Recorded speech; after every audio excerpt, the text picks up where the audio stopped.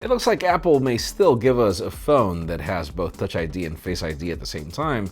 The Qualcomm Snapdragon 855 seems to be ready for the arrival of foldable smartphones in 2019, and we get more screen protector leaks for the Galaxy S10 that confirm that the punch hole is either smaller or probably inexistent.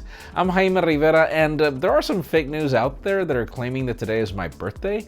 I don't know how that would be possible. I mean, the last time that I remember a birthday was in 2006, and then I just stopped counting. This is Pocketnow Daily, sponsored by the Huawei May 20 Pro.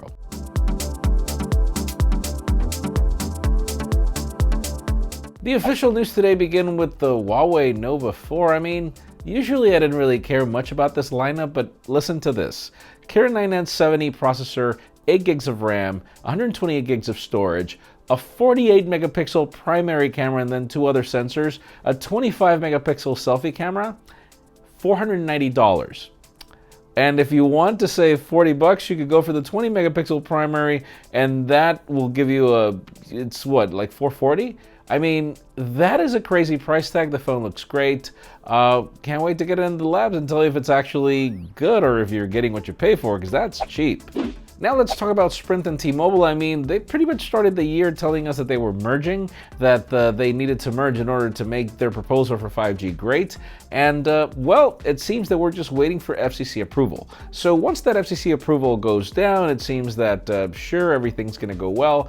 But there seems to be a catch, as we all know the legal debacle that's happening in the United States when it comes to Huawei.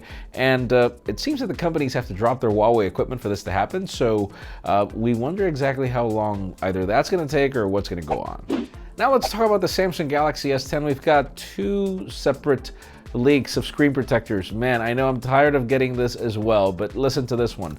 One of them shows a very, very small hole for the camera, and then we've got another one that doesn't show the hole in either of 3 designs either. So I don't think we're at a prototyping stage anymore. I think that we're already at a stage where the phone is either close to being manufactured or somewhere around there. So I wonder which one are we getting.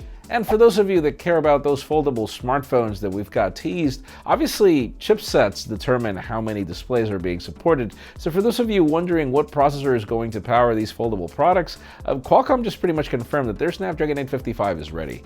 We don't have a timeline. I don't even think this is going to be ready by the 855, but we'll see. And finally, the hot news today have to do with iPhones. Finally, we needed a break from all those Galaxy S10 leaks.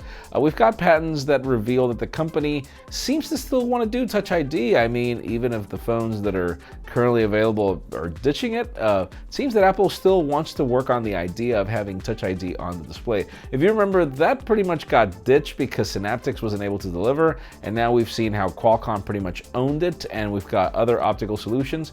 And so Apple seems to be working on that, working on a solution that will bring Face ID and Touch ID. Let us know in the comments down below. I mean, we've had more facial recognition this year than fingerprint recognition, depending on what phone you picked. So which one is your favorite so far? Because honestly, in my case, it depends. In the case of the iPhone and the May 20 Pro, I prefer facial recognition.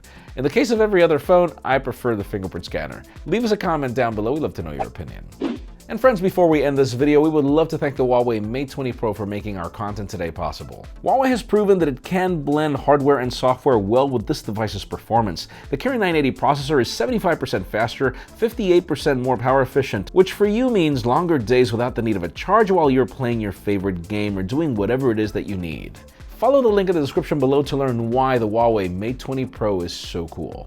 Friends, again, if you want to get the news earlier, follow us on Pocketnow.com and subscribe to both our channels, English and Spanish, for more videos like this one. You can follow me on Twitter, Jaime_Rivera, on Instagram at Jaime Rivera. Please give this video a thumbs up if you like what you saw. I'm Jaime Rivera. Thanks so much for watching.